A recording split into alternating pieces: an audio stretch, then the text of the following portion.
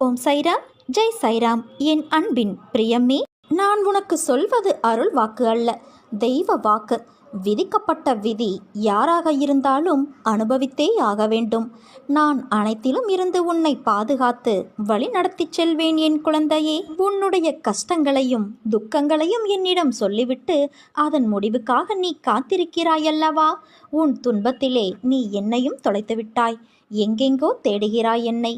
உன்னிடமும் உன்னை சுற்றிலும் உனக்கு அருகிலும் உனக்குள்ளேயும் இந்த மரம் செடி கொடிகளிலும் வானிலும் நான் கலந்திருக்கிறேன் என்பதை நீ மறந்துவிட்டாயா?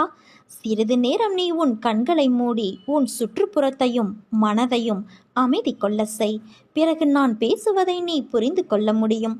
நீ பேசுவதை நான் எப்படி கேட்கின்றேனோ அதே போல நான் பேசுவதையும் உன் பிரச்சனைக்கு தீர்வு சொல்வதையும் நிச்சயம் உன்னால் உணர முடியும். நீ என்ன வேண்டினாயோ அதை கொடுக்கத்தான் உன் தந்தை இப்போது வந்திருக்கின்றேன். புரிந்ததா என் அன்பு குழந்தையே? உன்னுடைய வேண்டுதல்களையும் நீ என்னிடம் கேட்டுவிட்டாய். இருந்தாலும் இது நடக்குமா நடக்காதா என்று மனதளவில் குழம்பிக் கொண்டு இருக்கிறாய்தானே? உன் அப்பாவின் மீது உனக்கு நம்பிக்கை இல்லையா? உன்னை பெற்ற தாயையும் தந்தையையும் நீ எப்போதாவது சந்தேகிப்பாயா? சொல். உன் அப்பா நான் உனக்கு வேண்டியதை செய்வதற்காகத்தானே இருக்கின்றேன். உன் அன்பு குழந்தைகளையும் உன்னுடைய அன்பு குடும்பத்தையும் நான் என் கைமேல் தாங்கியுள்ளேன். இதை நான் உனக்கு சித்திரத்தின் மூலமாகவும் காட்டிக்கொண்டு இருக்கின்றேன். நீ கேட்ட அனைத்து வேண்டுதல்களையும் அவர்களுக்காகவும் உனக்காகவும் நான் நிறைவேற்றி தரப்போகிறேன் குழந்தையே. நான் கொடுப்பதை தவறாமல் நீ பெற்றுக்கொள். எந்த காரணத்தை கொண்டும் உன் அலட்சியத்தினால் அதை தட்டி விட்டுவிடாதே. எப்போது உனக்கு நான் கொடுக்க நினைத்து விட்டேனோ அதை நிச்சயம் உன் கைகளில் கொடுத்தே திரு. அதை யார் நினைத்தாலும் தடுக்க முடியாது. நான் உன்னிடம் பேசுவதையும் உன் தீர்வுக்கு பதில் சொல்வதையும் கொஞ்சம் மனதை அமைதிப்படுத்தி கொண்டு கேட்டாயானால் நிச்சயம் உன்னால் நேரிலேயே அதை உணர முடியும். நான் உன்னிடம் பேசுவதற்கு ஆவலாக இருக்கின்றேன். அதைவிட நீ பேசுவதை கேட்பதற்கு மிகவும் நான் மகிழ்ச்சியாக இருக்கின்றேன். உனக்கு நேரம் கிடைக்கும் போதெல்லாம் மனதை அமைதியாக்கிக்கொள். உன் சுற்றுப்புறத்தை அமைதியாக்கிக் கொண்டு என்னோடு நீ மனதளவில் பேசு. நான் நிச்சயம் அதை உணர்வேன். அதை கேட்பதன் மூலம்தான் எனக்கு மிகுந்த சக்தி அளிக்கும். உன்னுடைய பிரச்சனைக்கு உடனே தீர்வை சொல்ல வேண்டும் என்று எனக்கு உந்துதல் கிடைக்கும். அதனால்தான் சொல்கின்றேன். நான் கொடுக்கும் வரத்தை நீ தட்டிவிடாதே குழந்தையே.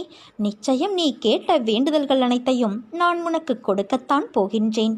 அது அனைத்தும் என்னிடம்தான் பத்திரமாக உள்ளது. உன் வேண்டுதல்கள் இன்னும் நிறைவேறவில்லையே என்று நீ எக்காரணத்தை கொண்டும் கவலைப்பட வேண்டாம். சரியான நேரத்தில் உன் கைகளில் நானே அதை சேர்ப்பேன். கலங்காதே என் அன்பு செல்வமே. உனக்கு இனி நல்லதே நடக்க வைப்பேன். நீ என்னை நம்பிவிட்டாயல்லவா? உன்னை இனி நிர்கதியாக நான் விட மாட்டேன். உன் மனதில் அவ்வப்போது தோன்றும் வெறுப்புகளுக்கும் கவலைகளுக்கும் நீ இடம் கொடுக்காதே. எதுவானாலும் என் தந்தையின் அருளால் மாறப்போகின்றது.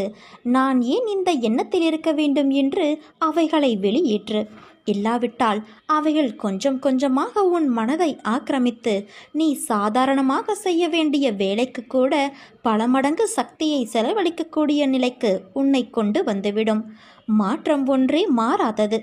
எண்ணங்கள் நேர்மறையாக இருக்கும் வரை எப்படிப்பட்ட சூழலையும் உன்னால் சமாளித்து செல்ல முடியும். இதை நீ பலமுறை உணர்ந்து இருப்பாய். நான் உன்னோடு இருக்கும் வரை தைரியமாக நீ முன்னேற வேண்டும் குழந்தையே. உன் வாழ்வில் நடப்பவையெல்லாம் நல்லதொரு மாற்றத்திற்கே என்று நீ உணர வேண்டும். மனதில் உள்ள சங்கடங்களை மறைத்துக்கொண்டு எத்தனை நாட்களுக்குத்தான் வாழ்வது? உன் மனதிலிருந்து நிம்மதியை நீ எப்போதோ இழந்துவிட்டாய். அமைதி வெறும் வார்த்தைகளில் இருக்கிறதே தவிர மனதில் இல்லையே. வெளியே சொன்னால் கௌரவம் போய்விடும் என நினைத்து மனதில் பூட்டிய விஷயங்கள் இன்று உடலையும் சேர்த்து பாதிக்கும் நிலைக்கு உன்னை தள்ளி இருக்கிறது. எதையோ இழந்துவிட்டது போன்ற பரிதவிப்பிலேயே ஒவ்வொரு நாளையும் ஒரு யுகமாக நீ நகர்த்தி வருகின்றாய். மெல்ல மெல்ல நீ தளர்ந்து விட்டாய். உன்னை தேற்றுவதற்காகவும் உனக்கு உதவிகள் செய்வதற்காகவும் இதோ நான் உன்னோடு இருக்கிறேன். எதிலும் அவசரமோ பதட்டமோ கொள்ளாதே. அது பாழ்பட்டுவிடும். நிதானமான அணுகுமுறையே நடக்க வேண்டியதை கிடைக்க வேண்டியதை உனக்கு கிடைக்கச் செய்யும். காலம் மாறும். காட்சிகள் மாறும், வாழ்வும் மாறும். ஏனென்றால் உன்னோடு உன் தந்தையான நான் இருக்கின்றேன்.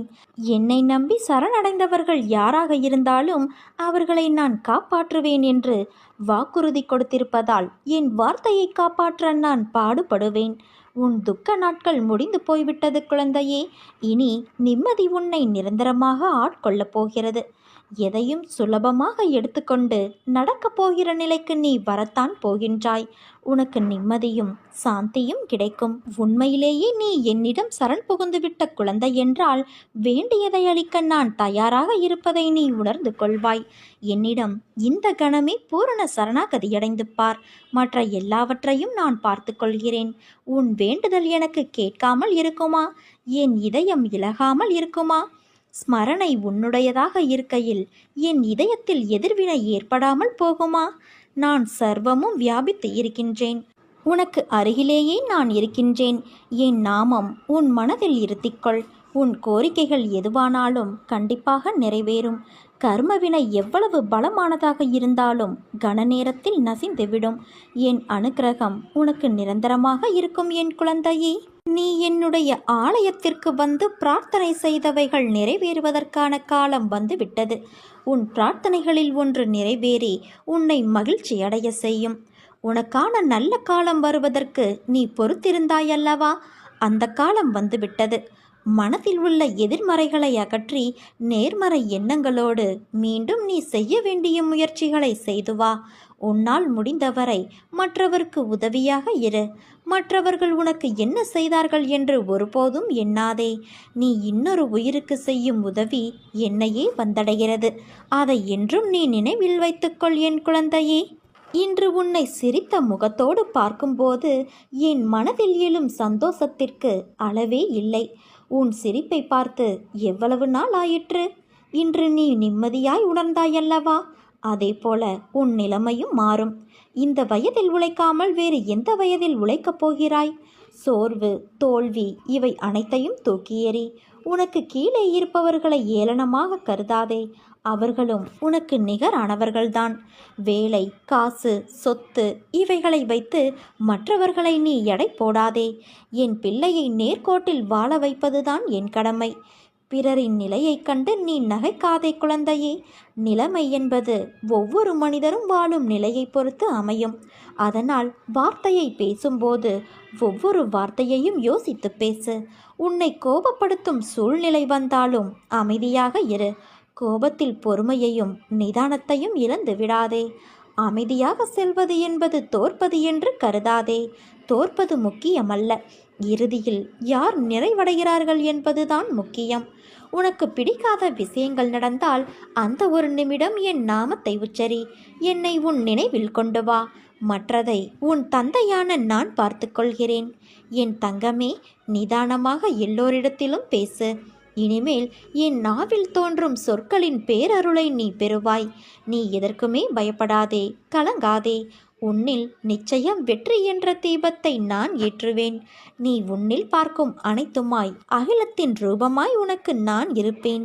உன் அன்பின் ஆழத்தையும் பக்தியின் தூய்மையையும் நம்பிக்கை, பொறுமை எதையும் எதிர்நோக்கி தாங்கும் உணர்வு அனைத்தையும் நான் அறிவேன். என் பரிபூரண அருளும் ஆசிர்வாதமும் அன்பும் பெற்ற என் செல்ல குழந்தையல்லவா நீ? என் தங்கமே, உன் மனதிற்கு நிம்மதியை தரும் மாற்றங்கள் தான் இப்போது உன் வாழ்வில் நடந்து கொண்டிருக்கின்றன. விரைவில் உன் மனம் எதிர்பார்த்த அந்த நிம்மதியான வாழ்வை நீ வாழப் போகிறாய். இல்லத்தில் உள்ள பிரச்சனைகள் முடிவுக்கு வரும். உன் உள்ளத்தில் அடுத்து என்ன செய்ய வேண்டும் என்ற தெளிவான சிந்தனை பிறக்கும். உனக்கு இனி நல்லதே நடக்கும் என் குழந்தையே. எல்லா ஆசைகளும் எப்போதுமே நிறைவேறியதில்லை. காற்றடித்தால் களைவதைப் போல பாபா மீதான என் நம்பிக்கை நிலை குலைந்து போகிறது. இதை தடுப்பது எப்படி? இது மீண்டும் நடக்காமல் இருக்க என்ன வழி? பாபாவிடம் இன்னும் நெருக்கமாக வர வேண்டும் என்று விரும்புபவர்களுக்கான ஒரே வழி எல்லா விதமான சூழ்நிலைகளிலும் அவரிடம் அசைக்க முடியாத மாறாத நம்பிக்கை கொள்வது மட்டுமே. ஆனால் சிலர் உலகியல் ஆதாயங்களுக்கான ஆசைகளுடன் பாபாவை நாடி வருகின்றனர், அல்லது இது போன்ற எதிர்பார்ப்புகளுடன் தங்களது பக்தியை வெளிப்படுத்துகின்றனர்.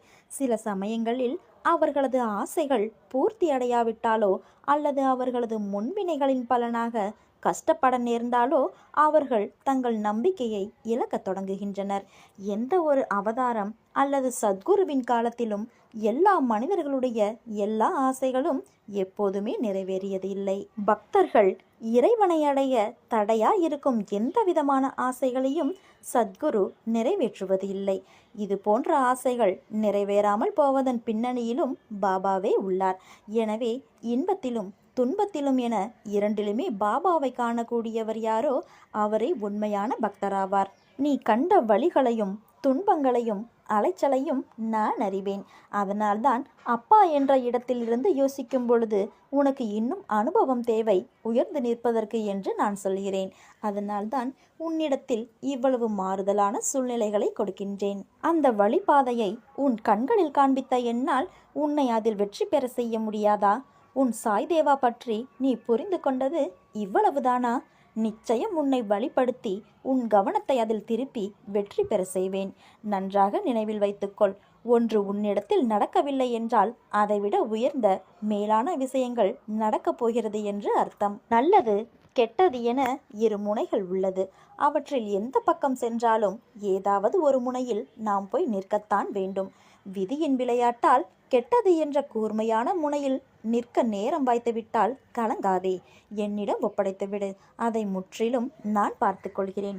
என்ன செய்ய வேண்டும் என்பதை உன் உள்ளுணர்வாய் உன்னுடைய மனதில் அமர்ந்து நான் விடை கூறுவேன். நான் வாழும் உன் வீடு உனக்கு துவாரகமாய்தான். இனி உன் இல்லத்தில் இருள் நீங்கி வெளிச்சம் வந்துவிட்டது.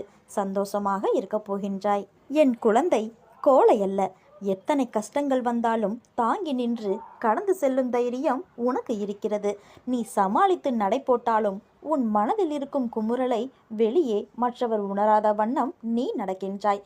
கர்மவினை என் குழந்தையை கலங்க வைக்கும் போது நானும் உன்னுடன் தான் வலியை அனுபவிக்கின்றேன். உன் சந்தோஷத்திலும் சரி துக்கத்திலும் சரி உன்னுடன் தான் இருப்பேன். உன் வலியை நான் மாற்றுவேன். என் பிள்ளையின் வளர்ச்சிக்காக நான் பாடுபடுவேன். உன் கண்ணீர் கவலையெல்லாம் முடிய போகின்றது. கூடிய விரைவில் உனக்கான வெற்றி இலக்கு காத்து கொண்டு இருக்கிறது. பந்தய கோட்டை எட்டும் தருவாயில் அது உன்னை சோதித்து பார்க்கும். உன் பலம் என்ன, நம்பிக்கை என்பது எந்த அளவில் இருக்கிறது என்று சோதித்து பார்க்கும். அந்த கட்டத்தில்தான் நீ இப்போது இருக்கிறாய். உன் வாழ்க்கைக்கு பொறுப்பாளி நானே.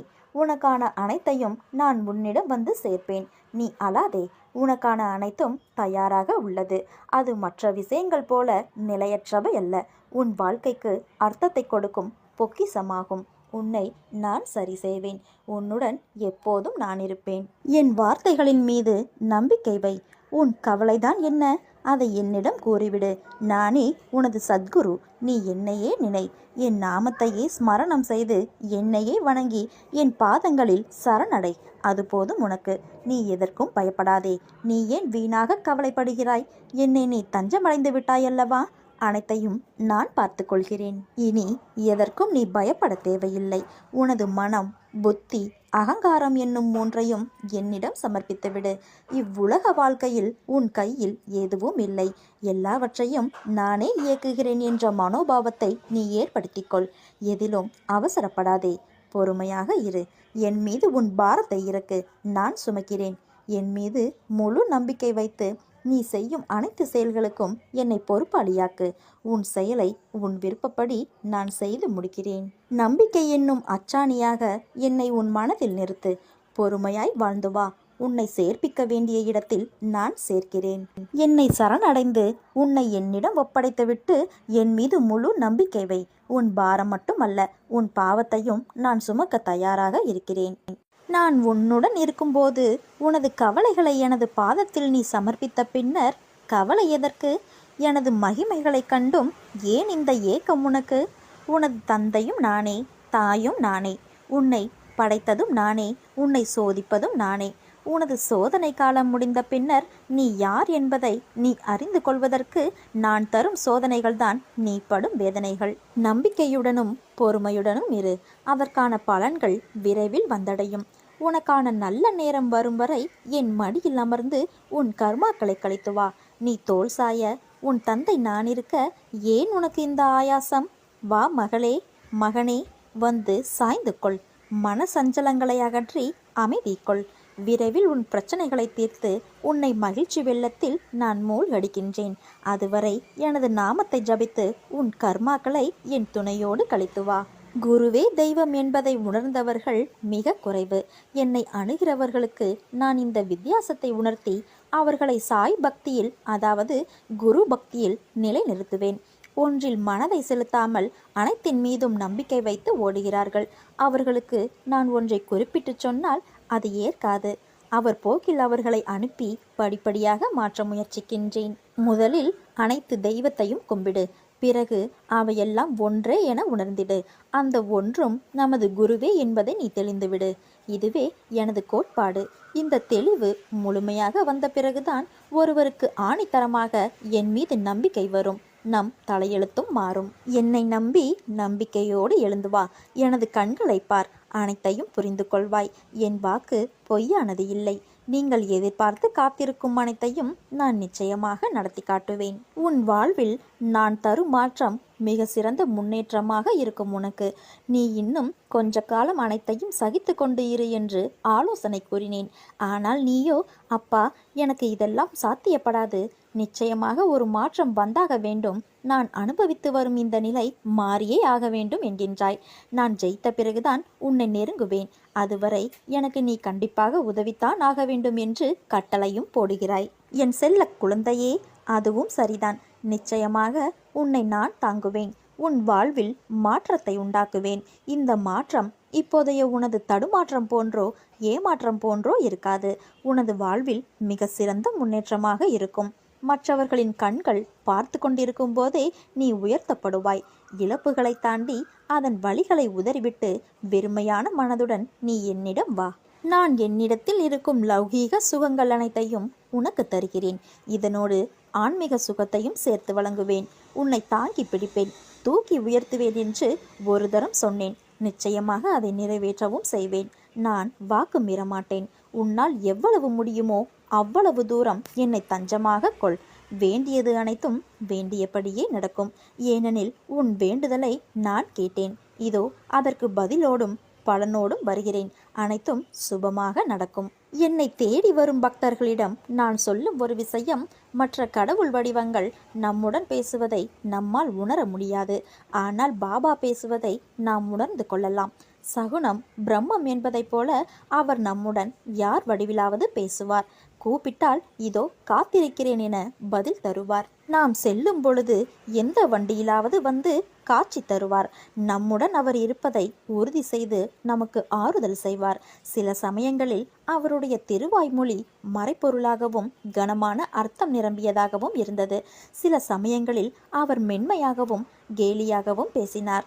சில சமயங்களில் எப்பொழுதும் பேசும் மறைப்பொருட்கள் அடங்கிய பேச்சை விடுத்து கோபம் வந்தது போல பாசாங்கு செய்வார். சில சமயங்களில் குறிப்பால் உணர்த்தியும், சில சமயங்களில் விவேகத்தால் புரிந்து கொள்ளுமாறும், சில சமயங்களில் வெளிப்படையாக தெளிவாகவும் அவர் பேசுவார் என சச்சரித்திரம் அழகாக கூறுகிறது. அவர் கஷ்டப்படுவோரின் கற்பகத்தரு. ஒரே குரலுக்கு ஓடோடி வரும் தெய்வம். தன் பிள்ளைகளுக்காக ஏங்கும் தாய். அவரை உண்மையோடும் உணர்வோடும் வணங்குங்கள். அவரிடமிருந்து நிச்சயம் பதில் கிடைக்கும். துன்பங்களே வாழ்க்கையாகிவிட்டது என்று சோர்ந்து விடாதே. கர்மாவை முறியடித்து நீ வெற்றி பெறும் நேரம் இதோ நெருங்கிவிட்டது.